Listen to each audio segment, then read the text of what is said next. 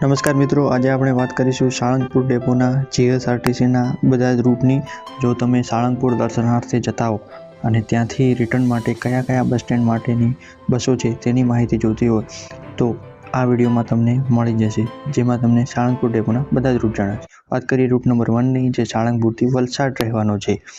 આ રૂટ વાયા બરવાળા, ધંધુકા, વટામણ ચોકડી, બોરસદ, વડોદરા, ભરૂચ, અંકલેશ્વર, કામરેજ, સુરત, ઉધના, નવસારી, ચીખલી થઈ તમને પહોંચાડી દે છે વલસાડ મુકામે.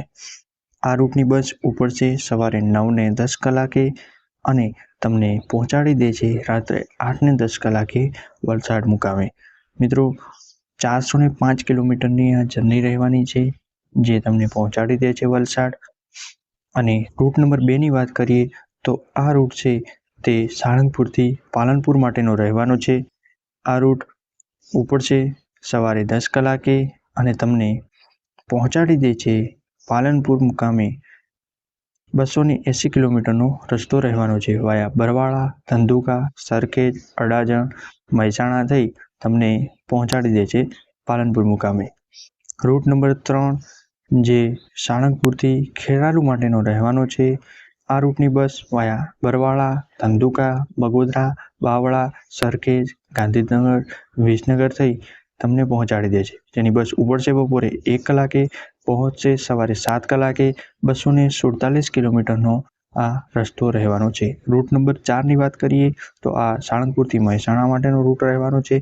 વાયા બરવાળા, ધંધુકા, બગોદરા, સરખેજ, ઇરકોન, અડાલજ, અંબિકાનગર, છત્રાલ, નંદાસણથી તમને પહોંચાડી દે છે મહેસાણા. ઉપડશે બપોરે 1 કલાકે અને પહોંચશે સાંજે 5 કલાકે. 201 કિલોમીટરની આ જર્ની રહેવાની છે. રૂટ નંબર 5ની વાત કરીએ, સાળંગપુરથી કડી માટેનો રહેવાનો છે. વાયા બરવાળા, ધંધુકા, બગોદરા, બાવળા, સરખેજ, સાણંદ થઈ તમને પહોંચાડી દે છે મુકામે.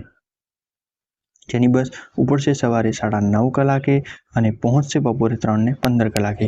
170 કિલોમીટરની આ જર્ની રહેવાની છે. રૂટ નંબર 6ની વાત કરીએ તો આ રૂટ સાળંગપુરથી ગોધરા માટેનો રહેવાનો છે. વાયા બરવાળા, ધંધુકા, બગોદરા, ધોળકા, ખેડા, નડિયાદ, ડાકોરથી પહોંચાડી દે છે. બપોરે 12 કલાકે ઉપડે છે અને પહોંચાડી દે છે સાંજે 4:40 કલાકે. 250 કિલોમીટરની જર્ની રહેવાની છે. રૂટ નંબર 7, સાળંગપુરથી નડિયાદ માટેનો રૂટ રહેવાનો છે. વાયા બરવાળા, ધંધુકા, બગોદરા, ધોળકા, ખેડા થઈ તમને પહોંચાડી દે છે નડિયાદ.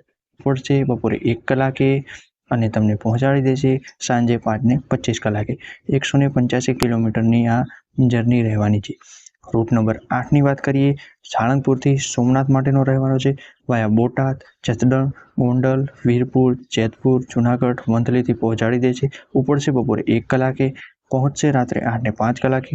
280 કિલોમીટરની આ જર્ની રહેવાની છે. રૂટ નંબર 9ની વાત કરીએ, વાયા બરવાળા, ધંધુકા, લીંબડી, સુરેન્દ્રનગર, માલવણ, પાટડી, દસાડા, શંખેશ્વર, સમી, હારીજથી તમને પહોંચાડી દે છે પાટણ.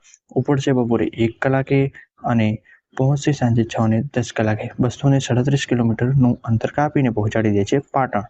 રૂટ નંબર 10, સાળંગપુરથી માંડવી માટેનો રહેવાનો છે. વાયા બરવાળા, ધંધુકા, લીંબડી, સુરેન્દ્રનગર, ધ્રાંગધ્રા, હળવદ, માળિયા, સામખિયાળી, ભચાઉ, ગાંધીધામ, અંજાર, મુદ્રાથી તમને પહોંચાડી દે છે માંડવી. ઉપડશે રાત્રે 8:30 કલાકે, પહોંચશે સવારે 7 કલાકે. 435 કિલોમીટરની જર્ની રહેવાની છે. રૂટ નંબર 11, સાળંગપુરથી ઊંઝા માટેનો રહેવાનો છે. વાયા બરવાળા, ધંધુકા, બગોદરા, બાવળા, સરખેજ, અંબિકાનગર, નંદાસણ, મહેસાણાથી તમને પહોંચાડી દે છે ઊંઝા. ઉપડશે બપોરે 2:20 કલાકે અને પહોંચશે સાંજે 7:15 કલાકે. 240 કિલોમીટરની જર્ની રહેવાની છે. રૂટ નંબર 12, સાળંગપુરથી ભુજ માટેનો રહેવાનો છે. વાયા બોટાદ, ચોટીલા, વાંકાનેર, મોરબી, સામખિયાળી, ભચાઉ, ગાંધીધામ, અંજાર થઈ તમને પહોંચાડી દે છે ભુજ. આ રૂટની બસ ઉપડશે સવારે 7:20 કલાકે અને પહોંચશે સાંજે 6:15 કલાકે. 377 કિલોમીટરની આ જર્ની રહેવાની છે. મિત્રો, આવા જ વિડીયો જોવા માટે અમારી ચેનલને સબસ્ક્રાઈબ કરવા વિનંતી. તેમજ તમારે અન્ય કોઈ વિડીયો જોતા હોય તો કોમેન્ટ કરવા વિનંતી અને વિડીયોને લાઈક કરવાનું ચૂકશો નહીં. બીજી ડિસ્ક્રિપ્શનમાં વિડીયોની લિંક આપેલી છે.